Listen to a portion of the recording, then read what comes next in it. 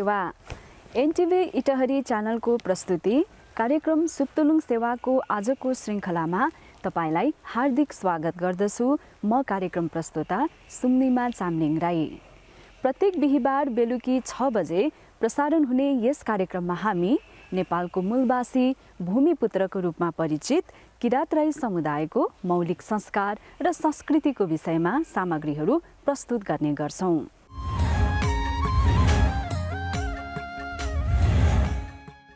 प्रकृति पूजक किरात राई समुदायहरूको महान चाड साकेला उधौली बुधबारदेखि सुरु भएको छ। साकेला उधौली र उभौलीको अवसरमा राईहरूले आफ्नो घरमा 3 चुला पूजा गर्नुको साथै साकेला थानमा भेला भएर भूमिको पूजा समेत गर्ने गर्दछन्। भूमिको पूजा गरिसके पछाडि साकेला गीतको भाकामा ढोल र झ्याम्टाको तालमा सिली टिप्ने प्रचलन रहेको छ।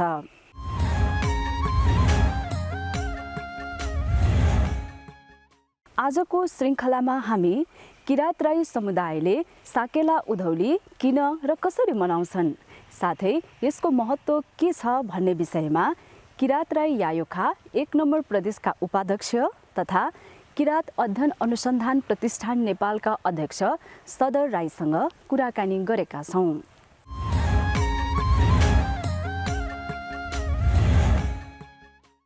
आज हामी साकेला उधौलीको विषयमा कुराकानी गर्ने, साकेला उधौलीको बारेमा अझ धेरै प्रस्ताउने भन्ने हाम्रो प्रयास रहेको छ र यसै सन्दर्भमा हामीसँग कुराकानी गर्नको लागि लामो अनुभव सँगाल्नु भएको छ। करिब 3 दशकदेखि किरात राई यायोखामा आबद्ध रहेर किरात राई समुदायको निम्ति काम गरिरहनु भएको छ र हाल चाहिँ किरात राई यायोखा 1 नम्बर प्रदेशको उपाध्यक्ष हुनुहुन्छ, नेतृत्व सम्हालिरहनु भएको छ। साथै किरात अध्ययन तथा अनुसन्धान प्रतिष्ठान नेपालका अध्यक्ष पनि हुनुहुन्छ र हामी उहाँलाई कार्यक्रममा स्वागत गर्छौं र साथै हामी साकेला उधौलीको विषयमा धेरैभन्दा धेरै जानकारी दिने पनि प्रयास गर्छौं।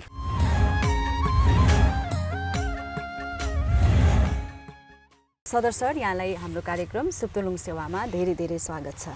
हार्दिक धन्यवाद छ। धन्यवाद। हामी साकेला उधौलीमै रहेको हुनाले साकेला उधौलीको सरलाई मेरो व्यक्तिगत तर्फबाट साथै हाम्रो एनटिभी परिवारकै तर्फबाट धेरै शुभकामना पनि छ। एनटिभी इटहरी परिवार र यो कार्यक्रम हेर्नुहुने सम्पूर्ण महानुभावहरूलाई पनि म मेरो व्यक्तिगत तर्फबाट, किरात राई यायोखा प्रदेश कार्य समितिको तर्फबाट र किरात अध्ययन तथा अनुसन्धान प्रतिष्ठान नेपालको तर्फबाट साकेला उधौली 5083 को उपलक्ष्यमा हार्दिक मङ्गलमय शुभकामना व्यक्त गर्न चाहन्छु। धन्यवाद। साकेला उधौली मनाइरहेका छौँ होइन सर, बुधबारदेखि।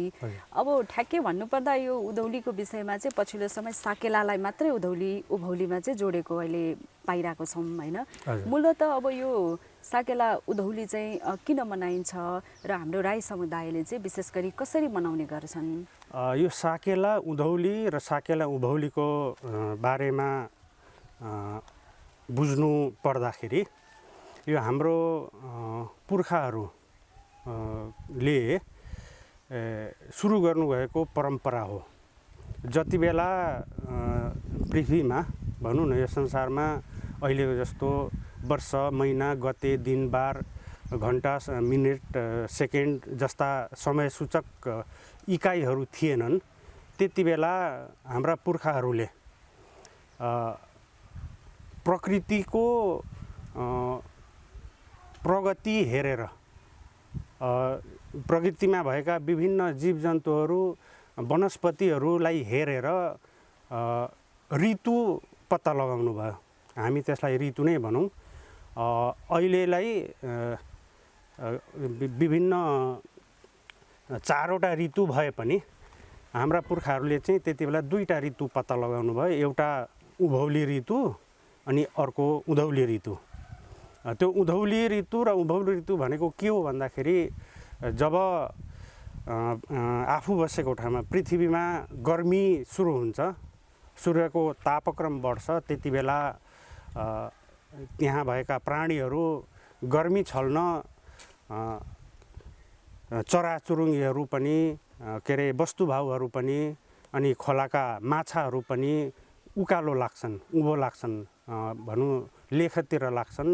त्यो सिजनलाई, त्यो समयलाई, त्यो यामलाई चाहिँ हाम्रा पुर्खाहरूले उभौली भनेर नामकरण गर्नुभयो। त्यसपछि फेरि जब लेखतिर जाडो हुन थाल्यो, सूर्य पृथ्वीदेखि टाढो गइसकेपछि अहिले पनि जाडो हुन्छ। जाडो भइसकेपछि हिउँ पर्न थाल्यो, हिउँमा चाहिँ जीवन कष्टकर हुन थाल्यो, बस्न सजिलो हुन छाड्यो। त्यति बेला चाहिँ फेरि के भयो भनेदेखि पशु पक्षीहरू पनि, चराचुरुङ्गीहरू पनि, अब मुगल गएका चाहिँ माछाहरू पनि ओह्रालो उँधो बेसीतिर झर्न थाले। त्यसलाई चाहिँ उँधौली भनेर हाम्रो पुर्खाहरूले नामाकरण गर्नुभयो। र त्यही उँभौली र उँधौली दुईटा ऋतुलाई आधार मानेर हाम्रा पुर्खाहरूले चाहिँ के भन्छ यो प्राकृतिक नियमहरू अनुसरण गर्ने, यसलाई चाहिँ परिपालना गर्ने क्रम चलाउनु भयो, रीतिरिवाज बसाउनु भयो, चलाउनु भयो। अनि त्यसलाई चाहिँ उँधौली र उँभौली भनियो।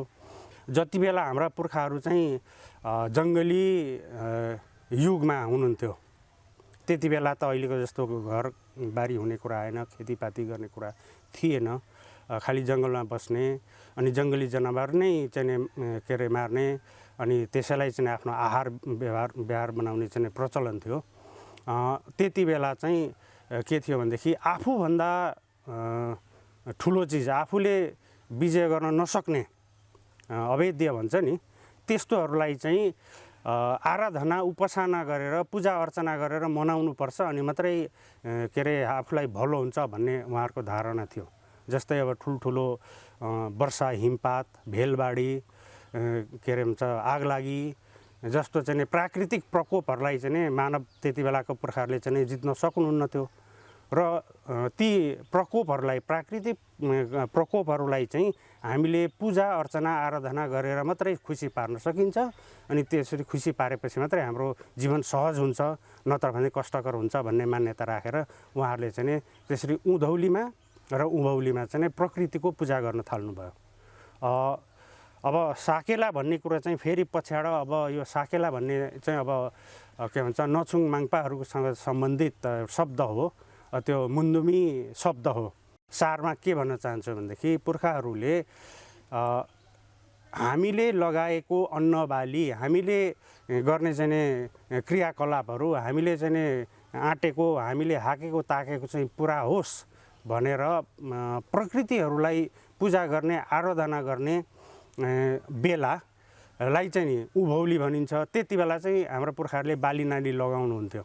बाली नाली लगाउँदाखेरि चाहिँ अब लगाएको बाली नाली सप्रियोस्, सह बसोस्, अनिकाल नपरोस्, अनिष्ट नहोस्, के भन्छ भेलबाढी नहोस्, आगलागी नहोस् भनेर चाहिँ पूजा अर्चना गर्ने जुन एउटा याम वैशाखे पूर्णेको छेका पर्छ, त्यति बेलालाई उँभौली भनियो भने उँधौली चाहिँ मङ्सिर पूर्णेको छेकतिर पर्दछ।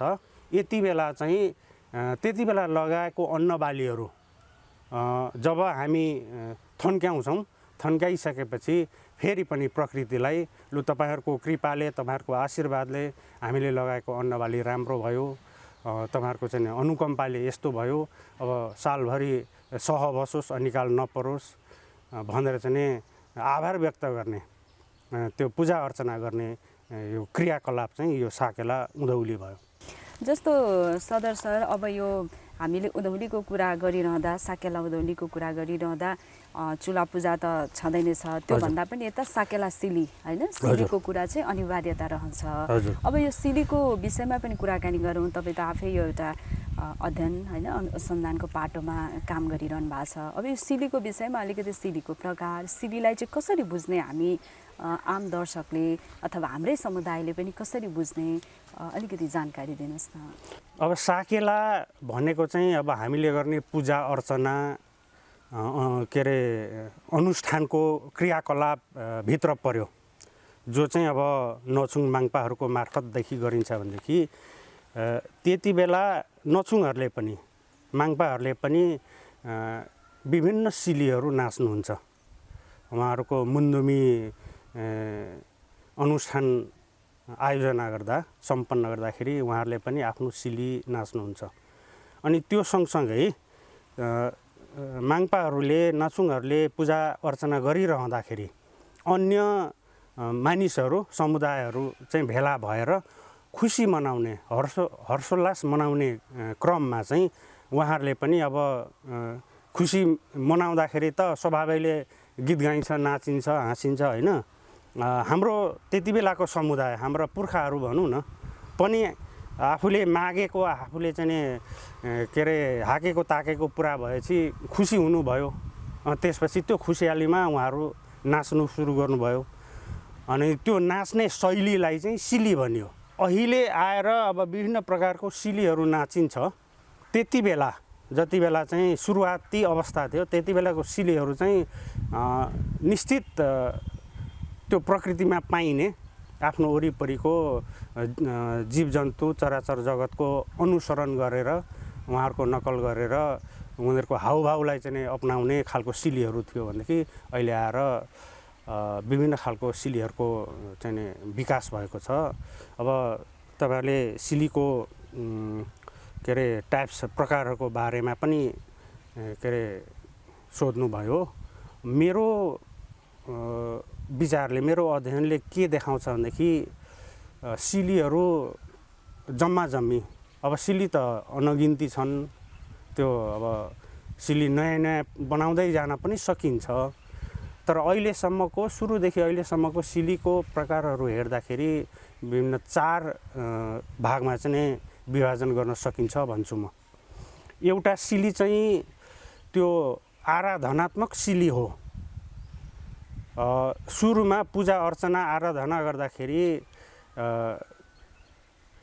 के अरे नाचिने, अनुसरण गर्ने जुन सिली हो त्यसलाई आराधनात्मक सिली भनिन्छ। जस्तै अब मोछामा सिलीहरू होइन, सिकारी सिलीहरू, तपाईँको चाहिँ के अरे पारवाङ सिलीहरू, यसरी आफ्नो चाहिँ हेखानबान निनामाहरूलाई चाहिँ पूजा गर्ने सिलीहरू चाहिँ त्यो आराधनात्मक सिली भित्र पर्दछ। त्यो सिलीहरू चाहिँ माङ्पाहरूले, नचुङहरूले नाच्नुहुन्छ। त्यसपछि समुदायले नाच्ने सिली चाहिँ एउटा सिली छ, त्यो अनुसरणात्मक भन्छु म चाहिँ। आफू नजिक भएका जीवजन्तुहरूको, चरा पन्छीहरूको, पशुपन्छीहरूको नक्कल गर्ने, अनुसरण गर्ने सिलीहरूलाई चाहिँ म अनुसरणात्मक सिली भन्न चाहन्छु।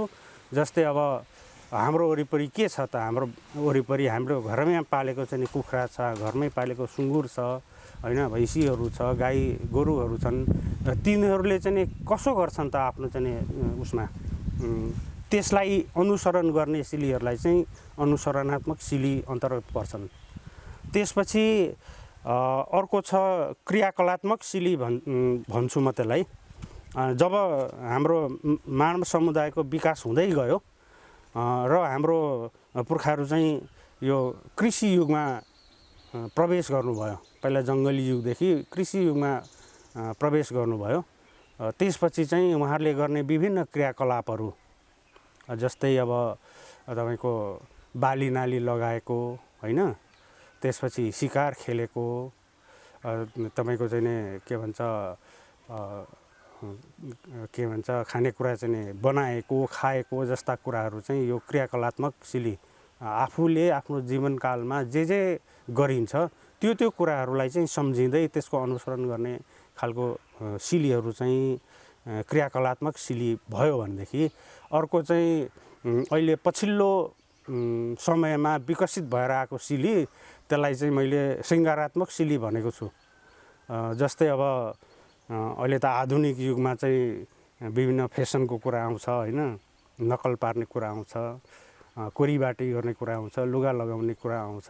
त्यस्तो क्रियाकलाप, त्यस्तो चाहिँ श्रृङ्गारयुक्त कुराहरू चाहिँ, जस्तै अब चाहिँ तपाईँको नमस्ते गर्ने, बाई बाई गर्ने कुराहरू चाहिँ यो चाहिँ तपाईँको चाहिँ श्रृङ्गारात्मक सिली अन्तर्गत पर्दछ। र यसरी विभिन्न 4 के अरे उसमा वर्गमा चाहिँ यो भरको सबै सिलीलाई विभाजन गरेर राख्न सकिन्छ। 4 प्रकारको सिलीहरू चाहिँ अहिले बनाइएको छ र यसरी सिलीहरू चाहिँ निर्माण गर्दै जान सकिन्छ। अब मूलतः यो हामीले सिलीकै कुराकानी गरिरहँदाखेरि तपाईँ चाहिँ विगत 28 वर्षदेखि किरात राई यायुखामा आबद्ध भएर राई समुदायको निमित्त काम गरिरहनु भएको छ। तपाईँको अनुभवले के भन्छ, विगत र आजको दिनलाई फर्केर हेर्दा नयाँ पुस्ताले चाहिँ यो साकेला सिलीलाई कसरी लिएको पाउनुहुन्छ?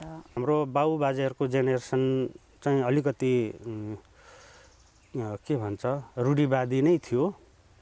उहाँहरू चाहिँ त्यो हाम्रो सिलीहरू चाहिँ जति बेला पायो त्यति बेला नाच्नु हुँदैन, जति बेला ढोल फुकाइन्छ, जति बेला धामीले चाहिँ यसलाई चाहिँ अनुमति दिन्छ त्यति बेला मात्रै नाच्नुपर्छ भन्ने चाहिँ पाबन्दी थियो। अनि त्यति बेला चाहिँ सङ्कुचित भएर बसेको थियो। त्यसपछि अब हाम्रो युग सुरु भयो। हामीले चाहिँ हाम्रो धर्म संस्कार संस्कृतिलाई यसरी चाहिँ सङ्कुचित बनाएर कोठाभित्र थुनेर राख्नु हुँदैन भन्ने कुरा चाहिँ अनुभूत गऱ्यौँ र यसलाई चाहिँ व्यापकता दिनपर्छ भनेर हामी लाग्यौँ। त्यसैको एउटा महत्त्वपूर्ण परिघटना भन्छु म त्यसलाई। हामीले यही साकेला सांस्कृतिक पार्क धरान सत्र यो हामीले नै निर्माण गरेको ठाउँ हो। यहाँ 2057 सालमा राष्ट्रिय स्तरको प्रतियोगिताको आयोजना गऱ्यौँ। अनि त्यति बेला अब हामीभन्दा अघिल्लो पुस्ताले हामीलाई मुद्दा पनि लाउनु भयो, संस्कृतिमा के अरे प्रतियोगिता हुँदैन, तिमीहरूले हाम्रो चाहिँ विकृति ल्यायो, संस्कृतिमा विकृति ल्यायौँ भनेर अदालतमा मुद्दा पनि हाल्नु भयो। हामीले मुद्दा पनि खेप्यौँ होइन। तर अब बिस्तार आखिरी पुरानो पुस्ता सकिँदै गएपछि त्यो भनौँ न सङ्कुचित भावनाहरू चाहिँ पनि हराउँदै गयो, रहनेहरूले पनि बुझ्दै जानुभयो। अनि त्यसपछि हामीले व्यापक रूपमा राष्ट्रिय स्तरको प्रतियोगिता आयोजना गरिसकेपछि हामीलाई पनि धेरै कुरा थाहा भयो। हामी पनि एउटा निश्चित ठाउँमा मात्रै बसेको थियौँ, तर हाम्रो समुदाय चाहिँ धेरै ठाउँमा बस्नु भएको छ, धेरै भूगोलमा बस्नु। भूगोलमा चाहिँ आफ्नो चाहिँ साकेला सिलीको चाहिँ के भन्छ प्रकार पनि धेरै हुँदो रहेछ भन्ने कुरा हामीले अनुभूत गऱ्यौँ। त्यसपछि यसलाई चाहिँ सम्वर्धन गर्न, यसलाई चाहिँ संरक्षण गर्न चाहिँ हामीले हरेक वर्ष चाहिँ यसरी प्रतियोगिताको आयोजना गर्नुपर्दो रहेछ भन्ने हामीले त्यो कुराको अनुभूत भइसकेपछि हामीले त्यसपछि निरन्तर रूपमा यही ठाउँमा त्यति बेला राष्ट्रिय स्तर गरेको थियो भने त्यसपछि जिल्ला स्तरमा, सुनसरी जिल्ला स्तरमा हाम्रो 55 के अरे 25-26वटा समिति हुन्थ्यो। 25-26वटा समितिलाई चाहिँ हामीले लगातार रूपमा चाहिँ प्रतियोगिताको आयोजना गर्न लाग्यौँ र अहिले पनि त्यो निरन्तर जारी छ। र त्यो प्रतियोगिता भइसकेपछि अन्य जिल्लाहरूले पनि त्यसै गरी सुरु गर्नु भएको छ। अनि त्यसपछि विदेशतिर पनि हाम्रो मान्छेहरू जहाँ जानुहुन्छ त्यसरी के अरे साकेला कार्यक्रमको आयोजना गर्नुभएको छ र यसले विश्वव्यापीकरण प्राप्त गरिसकेको छ। र हामीभन्दा पछिल्लो पुस्ता, अब हाम्रो पुस्तामा हामीले चाहिँ यो साकेला नचाउँदै गर्दाखेरि कोही चाहिँ के भन्छ सर्ट प्यान्ट लगाएर, कोही दौरा सुरुवाल लगाएर, कोही कमेज सुरुवाल लगाएर, कोही हाफ प्यान्ट लगाएर, कट्टु लगाएर पनि नाचेको थियो। अनि त्यो हेर्दा पनि हामीलाई अलिअलि खल्लो लागेको थियो होइन। कोही लुङ्गीमा, छोरी मान्छेहरू पनि कोही गुनिउँ चोलोमा, कोही चाहिँ के भन्छ साडी उसमा चाहिँ त्यो धेरै प्रकारको भइसकेपछि यसलाई पनि एकरूप बनाएर हामी किराँतीहरूको चाहिँ वेशभूषाको पनि हामीले चाहिँ एकरूपता प्रदान गरेर संरक्षण र सम्वर्धन गऱ्यौँ भनेदेखि राम्रो हुन्छ होला भन्ने ठानेर अनि बिस्तारै हामीले यो वेशभूषाको पनि प्रतियोगिता राख्यौँ त्यो साकेला सँगसँगै। अनि गरगहनाको अनि हामीले लगाउने आभूषणहरूको होइन, गरगहनाको भयो। त्यसपछि सांस्कृतिक सामग्री भनेर भनेका छौँ हामीले, हाम्रा पुर्खाहरूले चलाउनु भएको प्रयोग गर्नुभएको सामग्रीहरू, हात हतियार समेतलाई चाहिँ के भन्छ प्रतियोगितामा हामीले समावेश गऱ्यौँ होइन। अब हाम्रो पुर्खाहरूले चलाउनको यहाँ तपाईँले देख्नु भएको छ प्रतियोगिता, ढिकी जाँतो समेत चाहिँ हामीले यहाँ राख्न लगाएपछि व्यापक हाम्रो पुर्खाहरूले चलाउनु भएको चाहिँ के भन्छ जाँड पकाउने, रोटी पार्ने, किनामा बनाउने, गुन्द्रुक सिन्की बनाउने, यो सबै हाम्रो पुर्खाहरूले चाहिँ बनाउनु भएको तान मुन्नेदेखि लिएर सबै कुराहरू चाहिँ प्रदर्शन गर्न लगाइसकेपछि यसले व्यापकता पायो। अनि त्यसपछि अहिले आइसकेपछि चाहिँ अब हामीले हाम्रो छोरीहरूलाई दौरा सुरुवाल, छोरीहरूलाई गुनिउँ चोलो सिएर लगाएर जाउँ साकेला नाच्नु भन्दाखेरि सुरुमा लजाउने, नमान्ने, यस्तो चाहिँ हामीलाई चाहिँ पाखे भन्छ भन्ने के भन्छ समय थियो भने अहिले चाहिँ सानो नानीले पनि मलाई गुनिउँ चोलो, छोराले पनि दौरा सुरुवाल बनाइदिए भनेर चाहिँ भनेको छ। र यसले चाहिँ हाम्रो समुदायमा चाहिँ के भन्छ संस्कृतिप्रति, साकेलाप्रति एउटा चेतनाको स्तर अभिवृद्धि गरेको छ र सबैलाई सचेत बनाएको छ। यो लामो समयको यो चाहिँ एउटा सङ्घर्ष पछाडिको एउटा राम्रो होइन सफलताको पाटो सुनाउनु भयो। एउटा पहिरनको सवालमा धरि हाम्रो एकरूपता थिएन होइन त्यो बेला, तर आज फर्केर हेर्दा राम्रा दिन आइसकेका छन्। र अब हामीले यो संस्कृतिकै कुराकानी गरिरहँदा मानौँ हामीले हाम्रो यो उधौलीकै कुराकानी गरिरहँदा पनि यो हाम्रो पहिचानसँग चाहिँ कसरी यो हाम्रो संस्कृति पनि जोड्न सकिएला सर? पहिचान भनेकै हाम्रो संस्कार संस्कृति, हाम्रो रीतिरिवाज हो होइन, हाम्रो भाषा हो, हाम्रो वेशभूषा हो, हाम्रो चाहिँ संस्कार संस्कृति हो। अनि नत्र भने चाहिँ पहिचान भनेको कुनै अमुक वस्तु त होइन। अब अहिले हामी हुनु त अर्को अर्थ लाग्ला प्रसङ्ग, अहिले हामी पहिचानको आन्दोलनमा छौँ र पहिचानकै आधारमा एक नम्बर प्रदेशको नामाकरण हुनुपर्छ भनेर हामीले लामो समयदेखि सङ्घर्ष गऱ्यौँ, त्यो हामी सफल हुन सकेनौँ। अब अमुक एउटा खोलाको नाममा प्रदेशको नामाकरण भयो,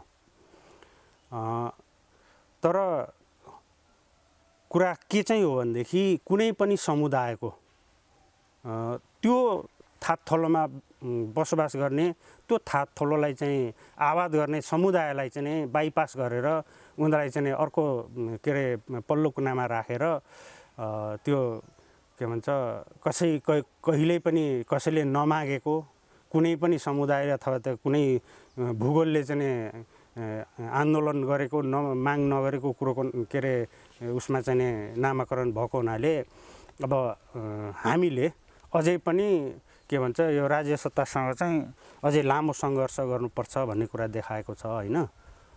राजनीतिक कुरा भइहाल्यो, तर तपाईँले पहिचानको कुरा गर्दाखेरि चाहिँ अब नजोडी नहुने विषयवस्तु हो। अब हाम्रो संस्कार, हाम्रो संस्कृति, हाम्रो भाषा, हाम्रो धर्म, हाम्रो वेशभूषा, हाम्रो विगत, हाम्रो सभ्यता नै हाम्रो पहिचान हो। हाम्रो पहिचानको लागि त हामी सधैँ लडिरहनुपर्छ। र सदर सर, अब चाहिँ हामी कार्यक्रमको लगभग अन्त्य-अन्त्यतिर आइसकेका छौँ होइन। तपाईँ आफै एउटा नेतृत्व तहमा पनि हुनुहुन्छ, बताइदिनुहोस् न यो किरात र यायुखा एक नम्बर प्रदेशले चाहिँ अहिले तत्काल के कस्तो कामहरू गरिरहेछ? उत्तर दिन गाह्रो विषय पर्यो। के छ भनेदेखि हामी जातीय संस्थाको नेतृत्वमा बस्ने मान्छेहरू चाहिँ पहिचानको आन्दोलनमा सरिक भइराखेका छौँ। हाम्रो माग मुद्दा चाहिँ हाम्रो पहिचान स्थापित हुनुपर्छ भन्ने नै हो। तर दुःखको कुरा के छ भनेदेखि हामी आफै चाहिँ नेतृत्वमा बसेको मान्छेहरू चाहिँ कुनै न कुनै एउटा पहिचान विरोधी पार्टीको कार्यकर्ता छौँ। त्यसो भएको हुनाले हाम्रो संस्थाले गरिरहेको आन्दोलनलाई हामीले सफलताको बिन्दुमा पुर्याउन चाहिँ गाह्रो छ। कि त हाम्रो जस्तो जातीय संस्थाको विधान परिवर्तन गर्नुपर्ने हुन्छ, कि हामी जो जातीय संस्थामा आबद्ध हुन्छौँ उनीहरू चाहिँ कुनै पनि राजनीतिक दलमा आबद्ध हुनु हुँदैन भन्ने कुराको चाहिँ विधान व्यवस्था गरेर त्यो तरिकाले हामीले हाम्रो जातीय संस्था चलायौँ भनेदेखि चाहिँ त्यसलाई चाहिँ निष्कर्षमा पुर्याउन सजिलो हुन्छ। नत्र भनेदेखि आन्दोलन एउटा उत्कर्षमा पुग्न लागेको हुन्छ, अमुक पार्टीको नेतृत्वले चाहिँ त्यसलाई चाहिँ अब स्थगित गर्नुपर्छ, यसले हाम्रो पार्टीलाई अप्ठ्यारो पर्छ, हाम्रो पार्टी चाहिँ पछि पर्छ, भोलि चाहिँ चुनावमा चाहिँ हामी पछि पर्छौँ भन्ने खालको चाहिँ अङ्कुश लगाइदिन्छ। अब अहिलेसम्म भइराखेको कुरा त्यही हो। आन्दोलन त्यस्तो छ। अनि केन्द्रदेखि प्रदेश र जिल्ला स्तरको जिल्लासम्मको के अरे संरचनामा त्यो खालको उपस्थिति भएको हुनाले अहिले एक नम्बर प्रदेश कार्य समितिले चाहिँ के गरिराखेको छ भनेर भन्दाखेरि अलिकति मलाई पनि अप्ठ्यारो महसुस भइराखेको छ। तथापि हामी चाहिँ अब राज्य सत्तासँग चाहिँ अब संस्कार संस्कृतिको पाटोमा त हामीलाई कसैले अगाडि बढ्न छेकेर छेकिने कुरा आएन होइन। त्यो त निरन्तर हामी लागि नै रहेका छौँ। हाम्रा चाहिँ अब यो साकेला जस्तो हाम्रो अब भनौँ न सभ्यताकै कुरा, किराँत सभ्यताकै कुरा, कि हामी किराँती भनेर चाहिँ यो पहिचान, संस्कार संस्कृति, धर्म, भाषा, लिपि सबै कुरा चाहिँ सभ्यतासँग जोडेर सभ्यताकै विकास गर्ने, सभ्यताकै उत्खनन गर्ने, अन्वेषण गर्ने भन्ने अभियानमा लागिराखेकै अवस्था हो। तर अब राजनीतिक रूपले फेरि के छ भनेदेखि जति नै हामीले चाहिँ समुदाय स्तरमा हाम्रो चाहिँ आन्दोलनलाई, हाम्रो पहिचानलाई, हाम्रो सभ्यतालाई स्थापित गरे पनि राज्य सत्ताले त्यसलाई मान्यता दिएन भने त्यसको कुनै अर्थ रहँदैन। त्यसले गर्दाखेरि फेरि राज्य सत्ता राजनीतिसँग नै यो गएर ठोकिन्छ। अब राज्य सत्तामा हामी छैनौँ, हाम्रो समुदाय छैन। त्यसले गर्दाखेरि अब राज्य सत्तासँग हामी निरन्तर माग गर्ने अभियानमै छौँ। हाम्रो आन्दोलन भनेको खालि अहिले माग गर्ने आन्दोलन मात्रै हो। राज्य सत्तासँग मुठभेड गर्ने, द्वन्द्व गर्ने भन्ने चाहिँ अहिलेसम्म हाम्रो नीति छैन, हाम्रो चाहिँ त्यस्तो कार्यक्रम पनि छैन। अब शान्तिपूर्ण तरिकाले हाम्रो माग, हाम्रो मुद्दा चाहिँ स्थापित गरिदेऊ भनेर संवैधानिक प्रावधानलाई अङ्गीकार गरेर त्यसलाई मानेर हाम्रो आन्दोलन अगाडि बढिरहेको छ। हामी संविधानभन्दा बाहिर जाने, गैर संवैधानिक काम गर्ने भन्ने अहिलेसम्म हाम्रो कुनै नीति, हाम्रो कार्यक्रम छैन। यो साकेला उधौलीको विषयमा होइन, साथै किराँत र यायुखाको विषयमा पनि हामीले केही कुराकानी गऱ्यौँ र तपाईँले पनि आफ्नो समय छुट्याएर हाम्रो कार्यक्रम सुप्तुलुङ सेवाको निम्ति आइदिनु भयो। तपाईँलाई धेरै धेरै धन्यवाद। धन्यवाद।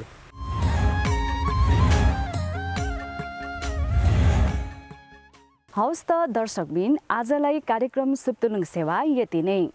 कार्यक्रमको विषयमा सल्लाह, सुझाव र प्रतिक्रियाको अपेक्षासहित अर्को हप्ता भेट्ने बाचा गर्दै म कार्यक्रम प्रस्तोता सुम्निमा चामलिङ राई बिदा हुन्छु। हवस् त सेवा।